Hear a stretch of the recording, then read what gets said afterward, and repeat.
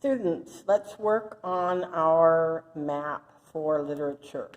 This is the Setting and Author's Home for Blue Willow by Doris Gates, literature number 4 page. And as you can see, I've already started doing the caterpillar hairs here.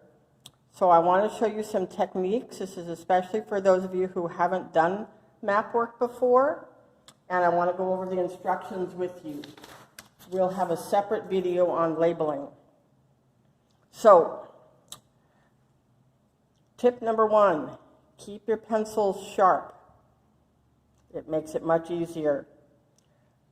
Looking at the instructions, it says, outline all coastlines blue with caterpillar hairs on the water side of the line. So, caterpillar hairs go like this. They are even. They are straight out from the line. So if the line moves, kind of fill in little places like that. But you see this line, I'm not going to keep coloring the same direction as I was before, because this line has turned. So now my caterpillar hairs are coming out straight out. So now this line is turning. So now my caterpillar hairs are coming straight out still. And now they're coming straight out that way. Now they're coming straight out this way. So it's like a caterpillar. When a caterpillar moves, his little hairs, they change direction. Now we get to, this is the San Francisco Bay. This is where I grew up. So this we're going to fill in with blue because it's so small that the caterpillar hairs meet in the middle. But most things we're not filling things in, we're putting caterpillar hairs. So there, we don't want any, now what we don't want are white spaces, so we don't want to go like that. And we want them all to be equal length, so we don't want long ones and short ones.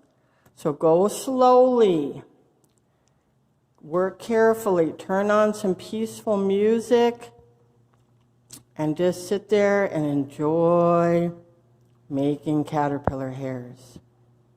If your hand gets tired, take a break. Okay, see how the line of the coast is changing? So I'm always doing my line straight in to the line on the map where I'm coloring to. So I'm going to bring it really close so you can see.